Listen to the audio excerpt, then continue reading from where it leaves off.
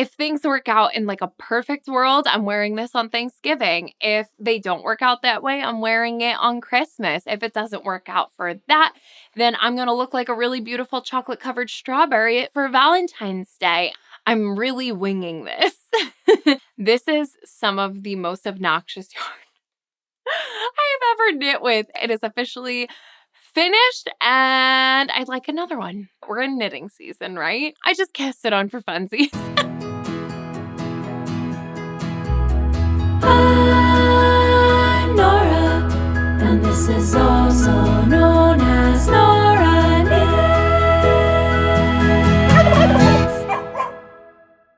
Hello there, I'm Nora, and you're watching also known as Nora Knits. Thank you so much for joining me for another podcast today. Happy fall, happy November. As I'm filming today, it's actually Halloween, so I hope that you all enjoyed your Halloween. Maybe you got a little bit dressed up or just enjoyed yourself, maybe a cozy night in. I think that we might watch a spooky movie or something tonight. But definitely, I know I am honestly really embracing the holidays. I'm really excited to get into November and December and everything that comes along with it. So I think that my knitting really does reflect that. And today I'm going to be once again sort of revisiting plans, reconfiguring things, and trying to figure out just how I can accomplish everything that I would really love to before the end of the year. So I will be sharing with you a finished object as well as two new cast-ons, a returning WIP. I don't know, there's kind of a lot going on, but I'm feeling good about it this week. So I think that we should go ahead and just dive on in. I would, of course, like to start by chatting about my finished object, which is the test knit that I have just completed for Emma Mayer of Emma's Knits. This is the Artemisia sweater. It is a raglan style pullover that is made out of this just absolutely stunning boucle yarn. And that is really what makes this so special, but even more than that, it's the attention to detail in every little finish and the way that this isn't ribbed, and it's not ribbed, it's not rolls and necklines. It's just this really beautiful, clean, classic looking folded over stockinette that just really balances the boucle so well. I am absolutely in love with this finished object. Mine is knit out of the called for main yarn in the pattern, which is this mohair by Canard, their mohair boucle, and mine is in the color walnut. And the cuffs on mine, what you are seeing is knit out of Woolfolk Tinned, which is a merino wool, whereas the pattern actually utilizes a silk mohair or a mohair. It's actually supposed to be a fuzzier, finer yarn. And I just screwed up my order when I had placed the order for the yarn for this test knit and had to just scramble to find something that matched. So I wound up with this very solid merino for my cuffs, for my collar and hem. And personally, I am absolutely in love with the effect that it gives. I think it's just the littlest bit more of a sporty kind of sweatshirt look. To me, this almost looks like as if you wore a crew neck sweatshirt kind of inside out. And I actually really love that style. It's a little bit kind of like 80s, a little athleisure, a little bit elevated loungewear, just, somewhere in that corner of the world is where I am very happy for, especially just like day-to-day life, running errands, popping over to my parents' house. These are the things that I happen to do throughout the week. And I just think that this sweater is the perfect closet staple for that. Now, I knit, oof, we're gonna struggle with the words today, aren't we? I knit mine in the size,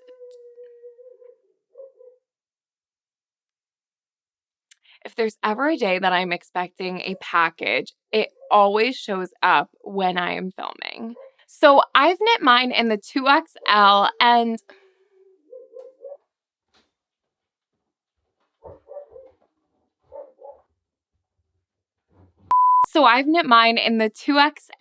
I actually think that this size is like absolutely perfect for me.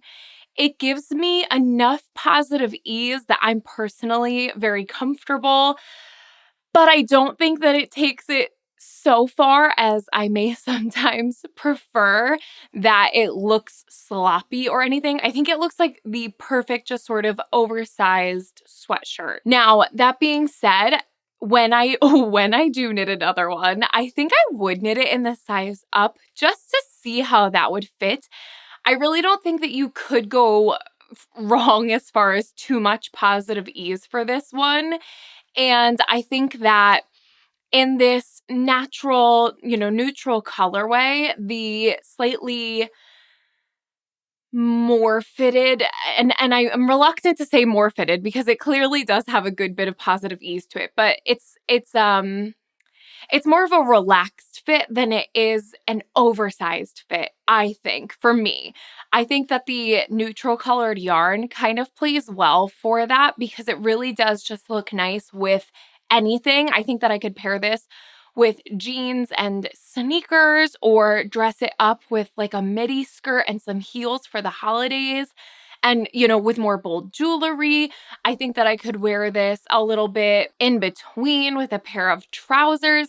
I think that this vibe really does kind of, it's a bit of a chameleon because of the color and the fit. But if I were to do a fun color, I think that I would want it to be a little bit more exaggerated oversized. I just think that that would be really fun. One of the testers, hers wound up being more oversized, and I just thought it looked so cozy, and I think in a brighter color, it isn't something that I would necessarily be trying to wear in a more formal way. So it would lend itself to being a little cozier, a little bit bigger. But I really don't think that you can go wrong. It's just the fit is so impeccable. So obviously it's a test knit. I followed everything according to the pattern. The test knit went very smoothly for Emma. It was my first time testing for her, second time knitting one of her patterns, and it's not over yet, but my experience has been great. Mentioning the size 2XL. So this is a conversation that I've actually had with Emma, and then I was watching a podcast earlier today, and I forgot who it was, but she was mentioning that she didn't like when patterns use the number sizes, so like a 1 through 9 versus small, medium, large, so on. And I was curious to know what your preference is. I hope that it's okay. I'm feeling a little chatty and a little discussion-y today. So I hope that's okay with you if this flows a little different than usual. But I am just so curious to know if you have a preference for letter sizing, number sizing, or your standard small, large sizing. For me personally, I prefer in my knitting patterns to have just numbers. And what I thought was funny was that the same reason that I prefer that, the podcaster that I was watching did not prefer that. And we had like the same reasoning to back up both of our answers. So for me, when I'm reading named sizes, small, medium, large, I tend to have an attachment of that named size to clothes that I own. And that the reality with that is I almost never actually purchase clothes in just one size. I'm very much the kind of person that will just find the size that I like best. So if a shirt is not intended to be worn oversized, I might size up a few sizes because that's the fit that I prefer. Whereas sometimes a top is meant to be worn a little more oversized and I think it's too much, so I'll go down a size. So my closet totally ranges from, I don't think I have anything small left, but I've definitely had small through 3XL, 4XL, just depending on how I like things to fit. My coat, it's a 3XL. It's just what I prefer. It's what I can fit my sweaters into. And so for me, when I'm reading sizes, I just find it so hard to not attach that with an expectation of the fit. And the reality is, when you go from store to store at the mall, that medium is going to fit differently from store to store to store. So why should we expect of knitting patterns from designer to store? Why should we expect that that medium's also going to fit the same? Does that make sense? And so for me personally, I really like it when it's just numbers. And if nothing else, it's because when I am highlighting my pattern, I literally count, you have all of your little stitch counts that you're supposed to be following. And if it's the size large and we're starting at a size small, I go small, medium, large, 1, 2, 3. And I will count 3 numbers down the sequence throughout the pattern. So it's just a lot easier for me to remember a number than it is a letter or a or a size name. I've also seen patterns that work A through G or whatever, and that's even more confusing to me. So I'm just curious to know, and I think maybe if we could chat about this in the comments, if any other designers are out there watching this and wanted this feedback, maybe you'd be curious to know too how this works best for people. Now, again, the person I was watching earlier today was saying that she really likes to open a pattern and know, like, I'm a size medium all the time, so I'm going to knit the size medium. And I find that so interesting that that works for her. It just doesn't work for me. So I just was curious. It came up in my head because Emma and I have spoken about it before. And then I heard it today, and now I'm saying I'm knitting this in the 2XL, and next time I'm probably going to knit it in the 3XL. And the reality is I think my actual called for size is an extra large, and it's just, I don't know, it's all a little bit kind of, what's the word? For me, it's all a little bit random, and I just pick the size that I want to make, and I never really attribute it to a named small, medium, large type size.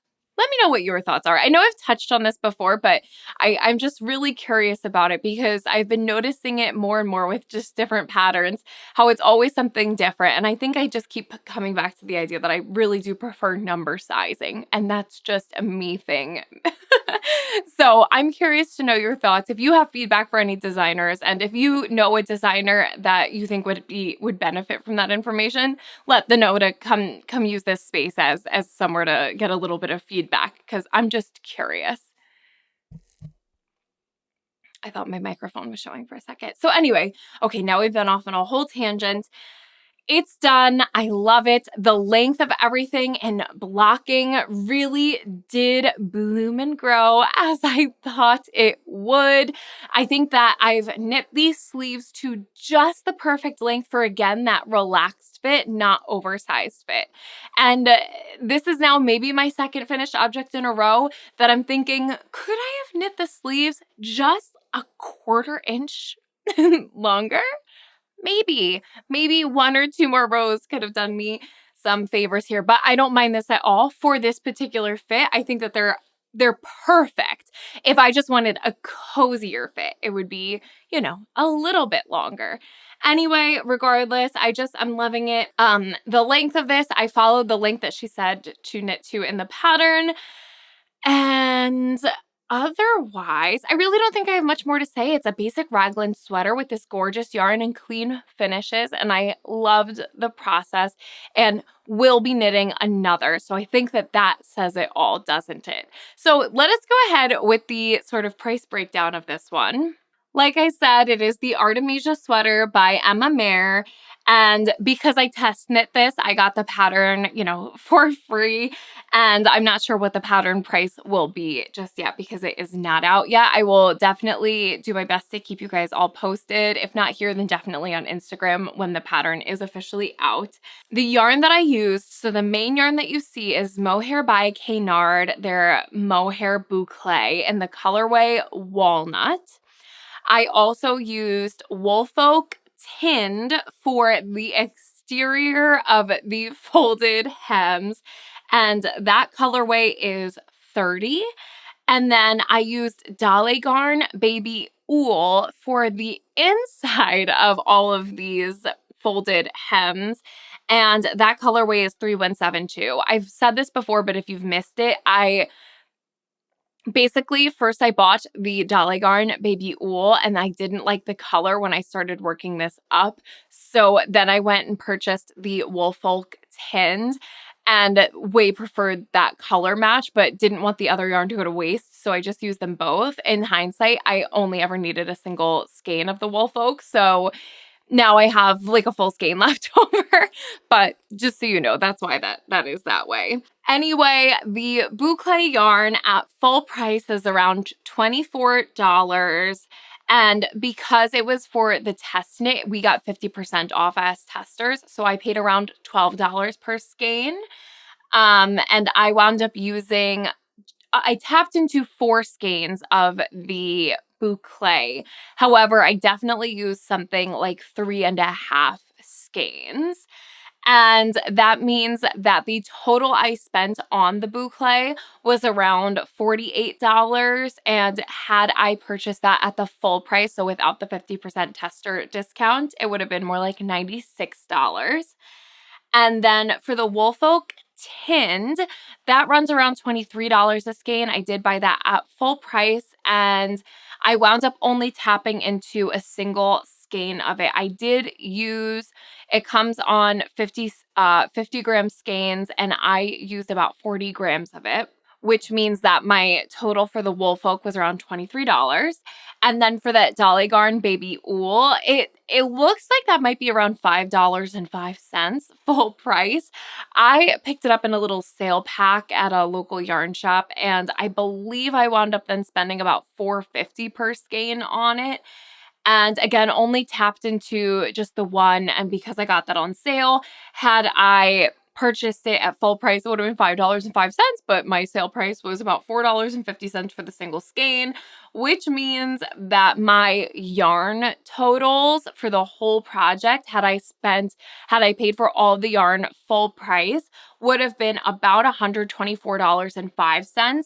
But because I got that 50% off, a little sale here, a little this and that, it was around $71 for all of the yarn for this project. Now, in additional expenses, I am going to put down the shipping costs because the mohair I purchased from the website Mohair by Knard, it's like Mohair DK, and so I had to pay for shipping to the US. And it looks like from my invoice, my shipping was around $21. Now, I don't know why I thought at some point I must have got a bad conversion or something, because I swear the last time I checked, it was like $40, but it was around $20.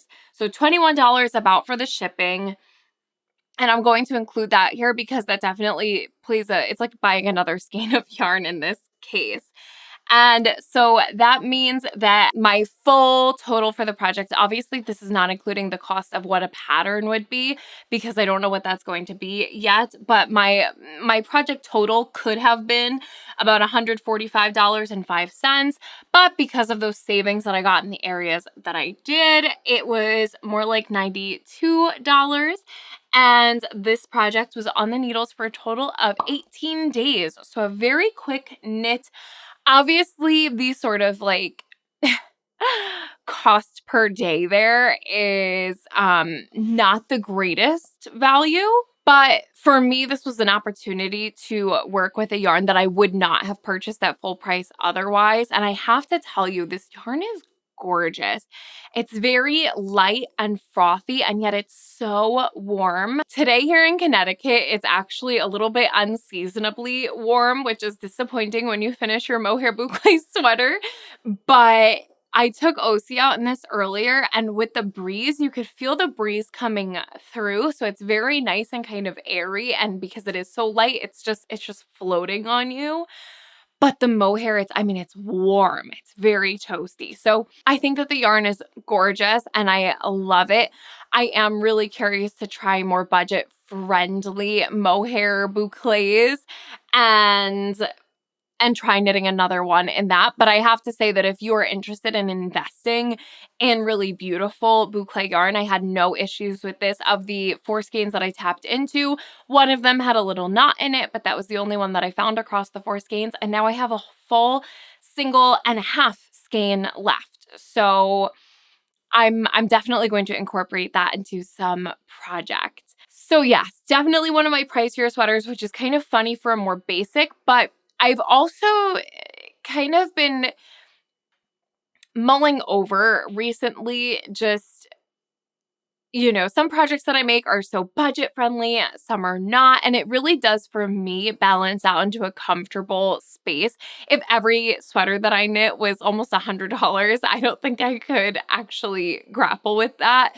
But because sometimes I finish a project and it's $20 and sometimes I finish one that's $100, I'm okay with the average in between that all. But I think that if there's ever a time to invest in yarn, it should be when that is the star of the show. And I think it is in this case. It's a simple raglan sweater. So it's a great pattern to have for any raglan that you're interested in making.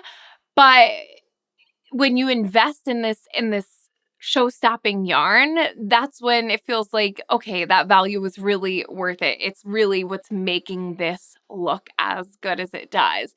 So I'm okay with the cost of this yarn. I'm okay. I think that the cost for this project is justified in the way that it fits this pattern so perfectly. It should. It's the called for yarn. But in the end, I just think that all kind of balances each other out to create a project that is worth it for me.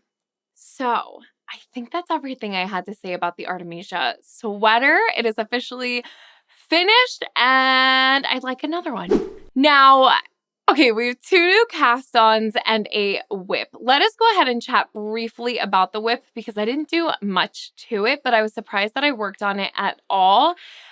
Because I actually had even wiped it off of my WIPS list, assuming it was going right into hibernation, and then just got the urge to dig it out this morning. So I have to figure out how long it's actually been on the needles. But let us talk about my 2024 holiday dress, and that is going to be the Grayling sweater by Magdalena Parker of Knitonomy.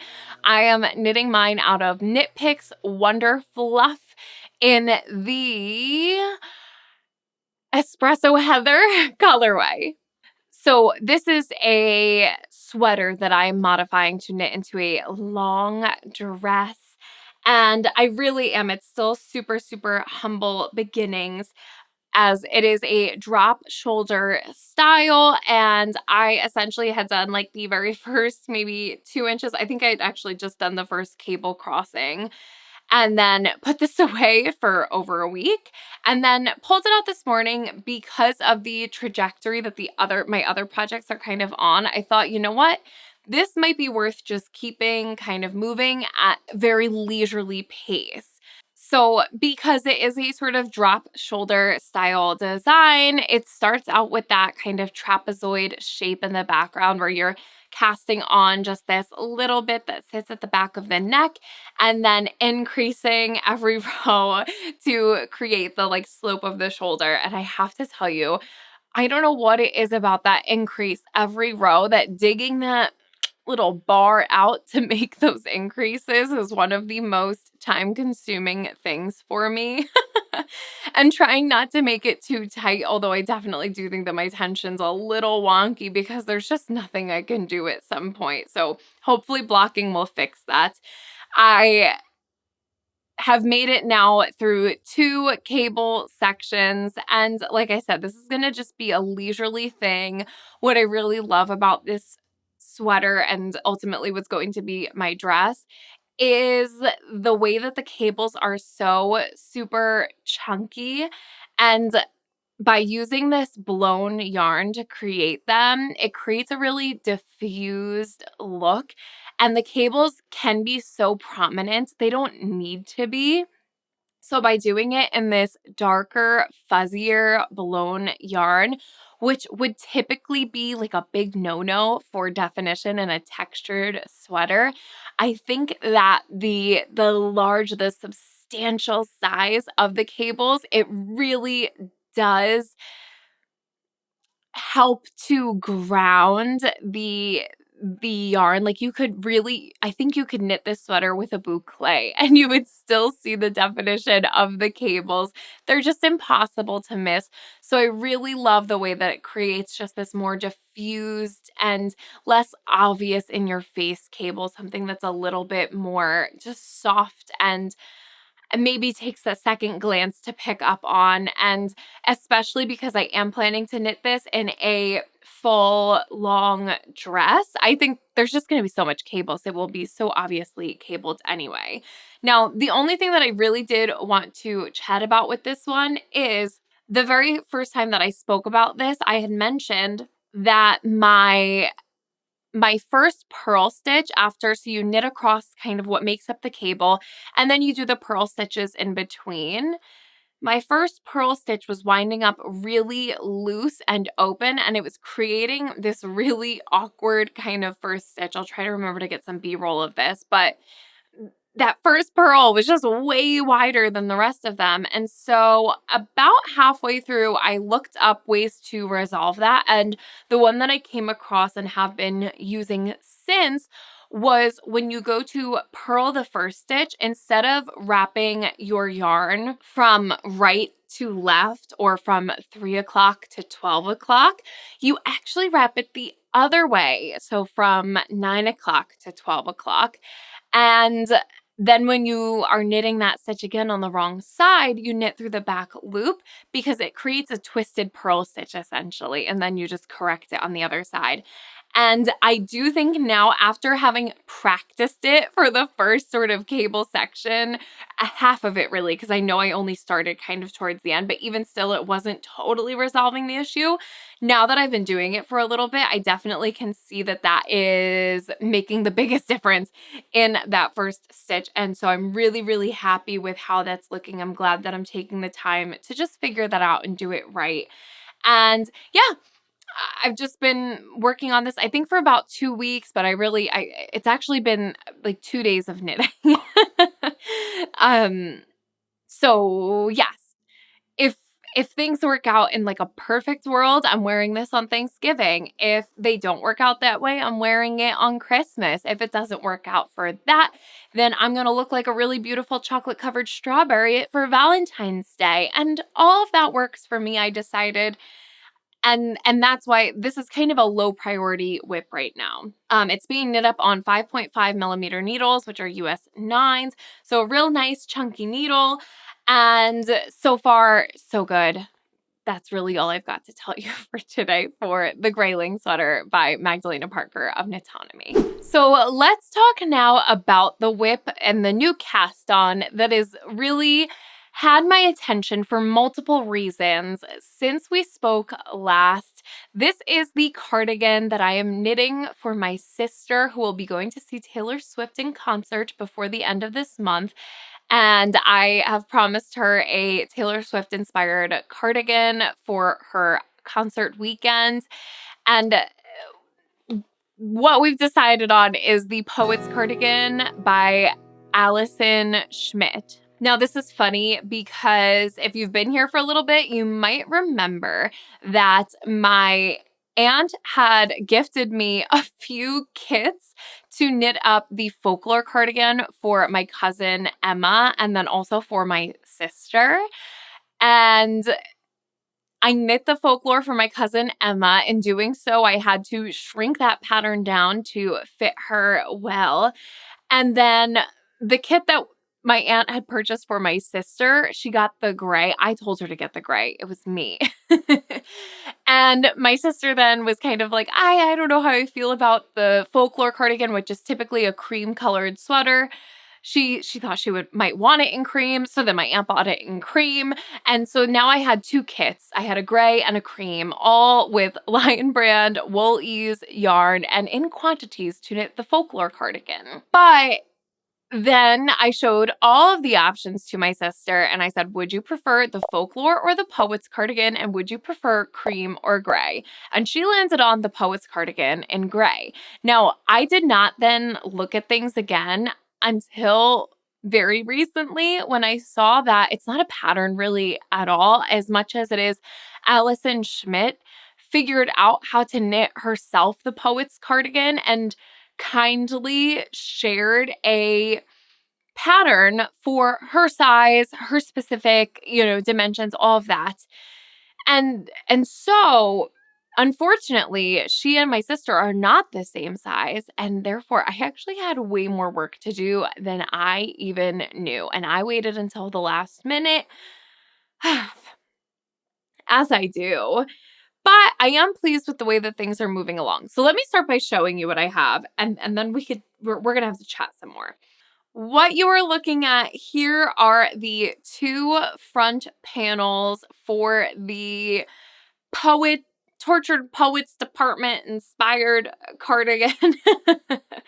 Taylor Swift thing, following the guidelines-ish from Allison Schmidt's Poets Cardigan, but with a lot of modification in order to change the size for my sister. Now, my sister and I are about the same size, so I'll be able to try this on a little bit as we go. I did my gauge swatch. I matched Allison's gauge, which was nice because I at least knew that had I knit her exact pattern with my own gauge, I would get a version that was about the same size as hers.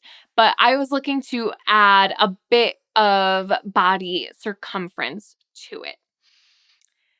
In doing so, the choices that I made were, first of all, let me kind of hold up one of these so you could see it a little bit better. So it features these diamond panels, and I thought off the bat, you know what? I'm not messing with that. She already made a chart for how to do these diamond panels, and I will not be sitting here trying to figure out how to make those wider, because that was my first thought. Just make the diamonds wider. And then I thought, no, she already made that whole chart. I'm not messing with that. So based on my gauge, I determined that I needed an additional 27 stitches across the circumference of the sweater. Now, dividing that by 2, that gets me 13.5 stitches for adding on to the front and the back. To make things easier, I just made it an even number. So I decided I would need an additional 14 stitches on each the front and back part of this cardigan. Now, the front is made up of 2 front panels, and then the back is 1 panel. So I figured out that I would need to add about 7 stitches to each of the front panels, and then 14 on the back. So once I had the amount of stitches that I had to add to each of these panels, I looked at Allison's version of the Poet's Cardigan. I looked at Taylor Swift's Tortured Poets Department cardigan, and I just figured out really where could I make some changes. And what I wound up deciding to do is the modification that I made, I think makes this look a little bit more similar to the original cardigan. And it also added stitches to the cables and everything from what Allison tells you to do in her pattern.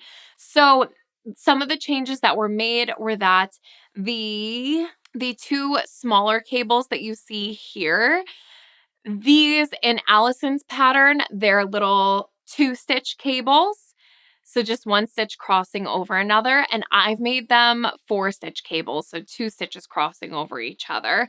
I believe I also changed what she had as 4-stitch cables to 6-stitch cables. And then I shimmied up, knit and a purl here and there, and ultimately wound up with enough additional stitches on these front panels that it should work out that this full front section has an additional 3 inches to it versus what Allison has in her pattern.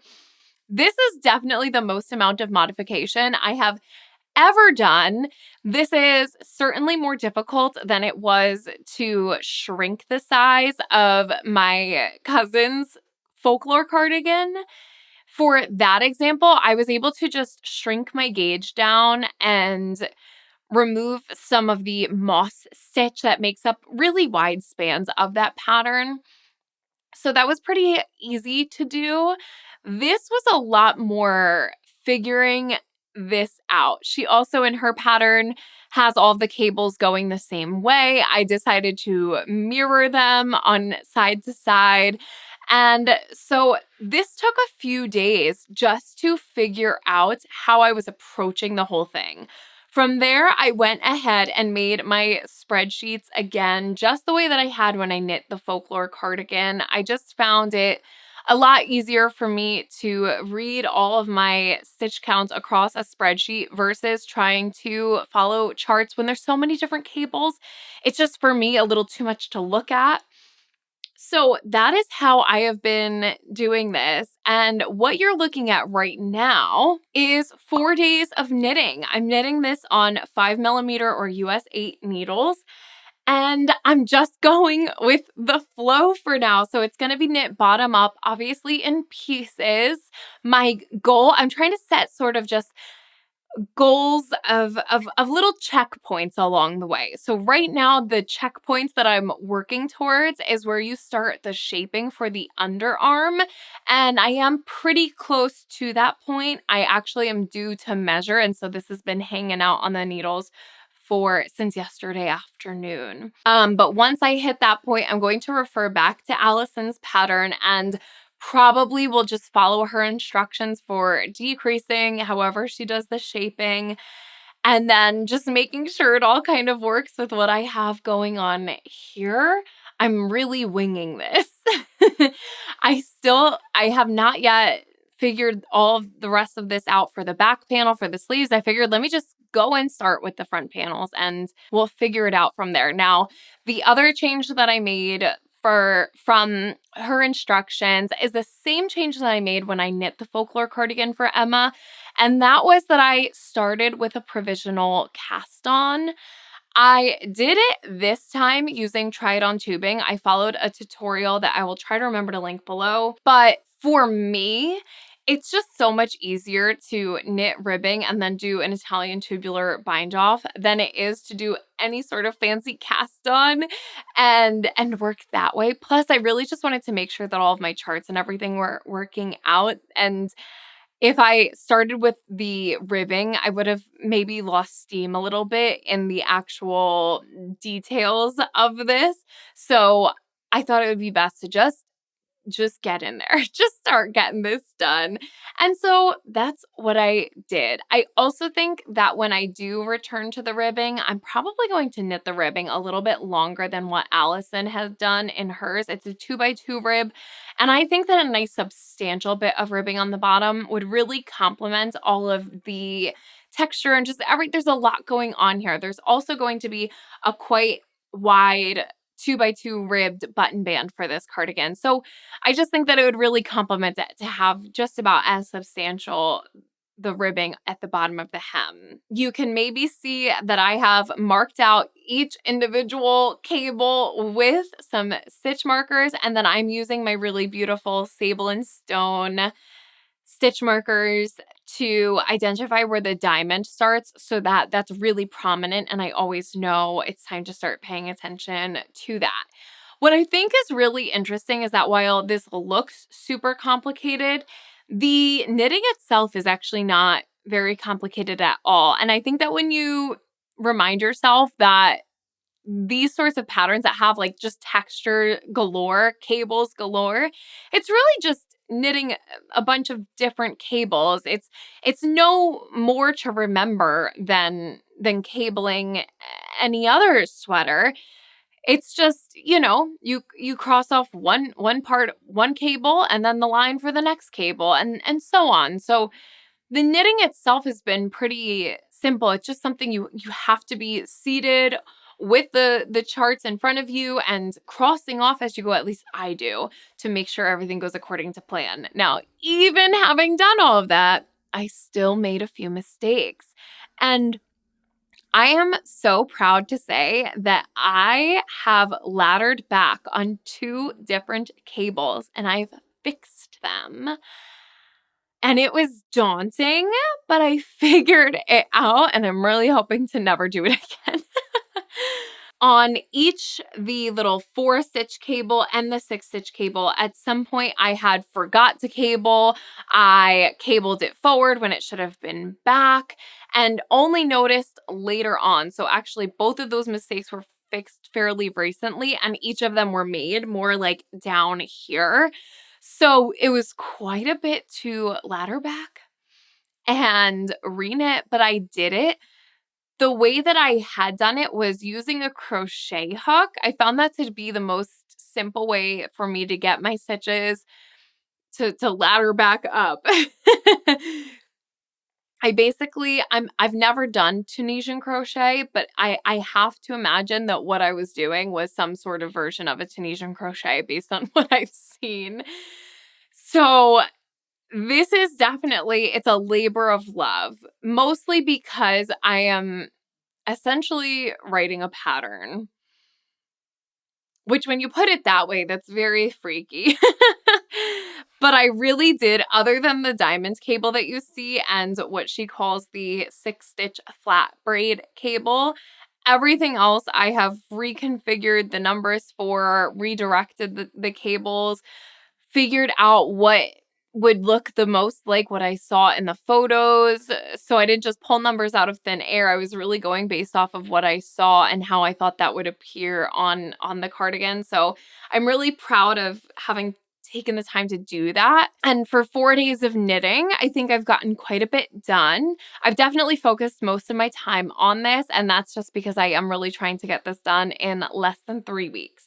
So anytime that I have to work on this, on projects in general, I'm trying to put my time towards this, and everything else comes after it.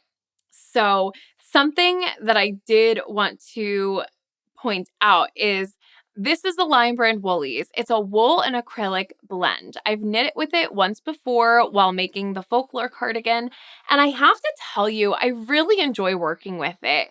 If you are someone who finds that wool, 100% wool, is too high maintenance, or if you don't like the feel of it, or if it's just out of budget for you, I would recommend trying this as a good budget-friendly yarn, especially if you get it with a coupon or something. I find the feel of this to be pretty, there's the littlest bit of a squeak factor, but it's, while you're working on it, it's really not bothersome at all. And I definitely think for, with the holidays coming up, with gifting, I think it's a great option to gift to people who maybe won't put all of the time and effort into caring for a 100% wool object as you would. So I wouldn't discount the Woolies yarn. I really have enjoyed working with it in the past. I'm enjoying it now. And I'll say the next project we're going to talk about is a superwash yarn, a superwash wool, and I think I prefer the feel of working on this than I do that. So do with that information what you will. This is, like I said, my version of the Poet's Cardigan, based on Allison Schmidt's, based on Taylor Swift's. And it's been on the needles for 4 days. We're hoping to get it done in less than 3 weeks. Please wish me luck. Now, last but not least, I did say I had another new cast on. So basically what happened was my iPad had died. And that is where I'm following my spreadsheet for that Poet's Cardigan. And I didn't really want to work on what is my mindless purse knitting, a Tulsa tank. That's really reserved for like emergencies. It's just there when I need it. It's not supposed to be a priority knit. And because I was feeling like the Grayling sweater wasn't actually going to be on my radar at the same time as the Poet's Cardigan, I felt like there was space for another basic. I guess after knitting this raglan, I was reminded how simple a raglan sweater is and how they are really nice to have on the needles as just sort of like background projects. or the mindless knitting to your mindful.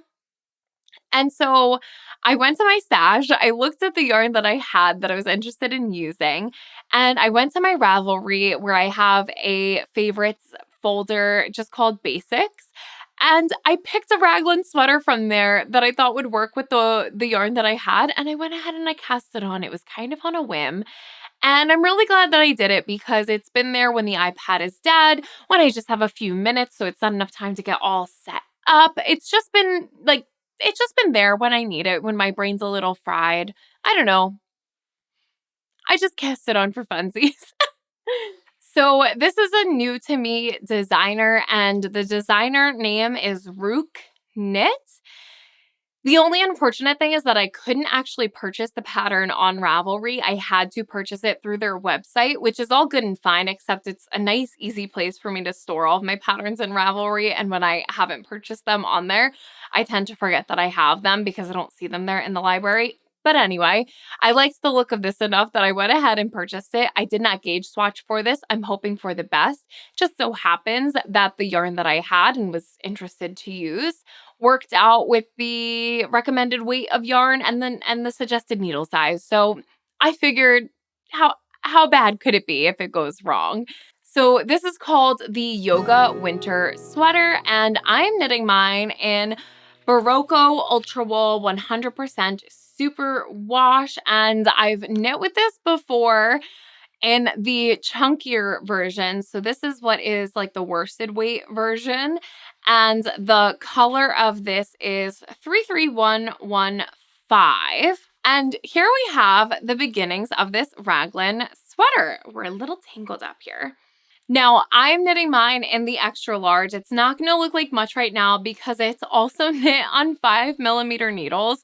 So my Poets cardigan has my standard length 5mm needles attached to it, and this has my shorter set, which also means I just left it on the shorter cable because I don't know, because I did.